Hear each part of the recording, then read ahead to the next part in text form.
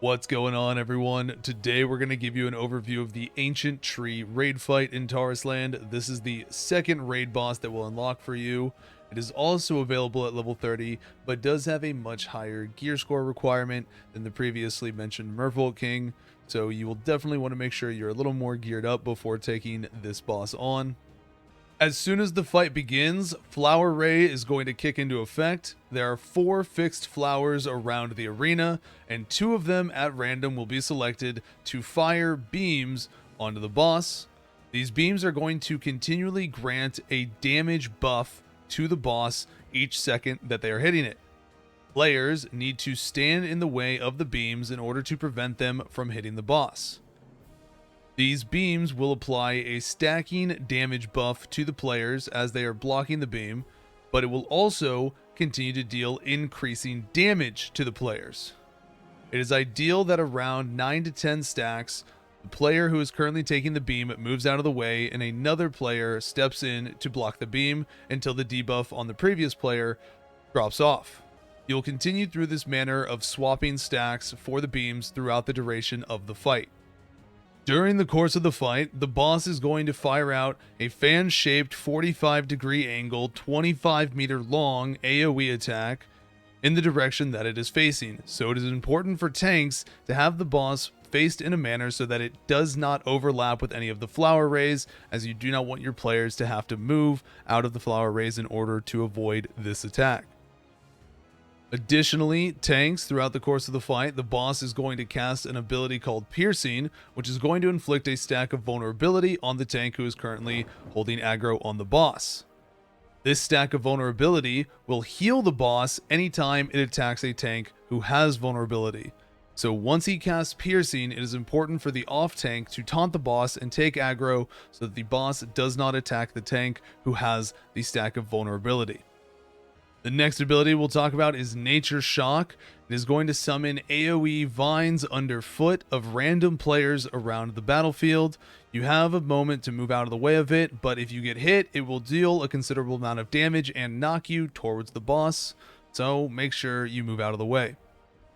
The boss also casts Wild Growth, which is a ring-shaped cascading AoE that moves outwards, first beginning at the 0 to 8 meter range, then 8 to 16 meters, and then 16 to 24 meter range. It will deal damage and root targets for anybody who is hit by the ability. During the fight, the boss will also summon a mushroom minion at the edge of the room that will slowly move towards the boss. DPS need to kill the mushroom before it reaches the boss, as it will heal the boss for a little bit of HP upon reaching it. Upon the boss reaching 60% HP and again at 30% HP threshold ranges, it will transition into an intermission phase where it will first cast Rage of Nature, which will deal AoE damage to the entire raid, and then close the flowers on the outside of the arena. This will remove the energy beams from firing towards the boss and also remove any remaining debuffs on players at this time that were absorbing the beams. The duration of the intermission phase is a set duration and cannot be sped up in any way. For the entire duration of this intermission, the boss is unable to be damaged, so don't even worry about the boss. There are 3 things that will occur during this intermission phase for the players to deal with. The first is going to be Summon Guardian. The boss is going to summon 3 different nature guardians at different times during the intermission phase that players need to kill and have hopefully dead before the intermission phase ends, so that you can immediately go back to focusing on the boss. The nature guardians themselves don't do anything special, they're just an ad that you have to kill, and you don't want them to continually build up and have multiples alive when the phase ends. Throughout the intermission phase, the boss will also cast Pollinate on a random player. This will inflict hay fever that lasts for 15 seconds, dealing sustained damage to the player, so healers need to keep an eye on this player and make sure that they do not die from the sustained ticking damage. Other players will also contact hay fever if they are within 5 meters of the infected player, so players need to make sure that they stay out of range of the person who has contracted the pollinate effect and do not gain the debuff as well, as it will quickly snowball out of control and become difficult to heal. During this time, the boss will cast a 180-degree AoE ability that will rotate around clockwise or counterclockwise 4 times in the direction of one of the flowers on the outside of the arena. so you will need to move around the arena steadily while DPSing down the adds that are summoned out. There will always be a safe place to stand in the arena. The boss will never completely cover the arena in rotting ground, making it impossible for you to stand somewhere.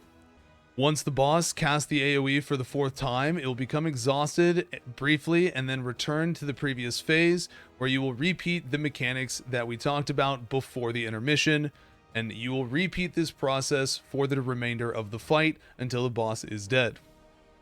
That's the entirety overview of the Ancient Tree boss fight. I hope this helps out anybody who hasn't had the opportunity to kill the boss yet, or who does kill it in the future. If you enjoy the video, be sure to drop a like and let us know what you thought about the raid in the comments. Take care, and we'll see you in the next one.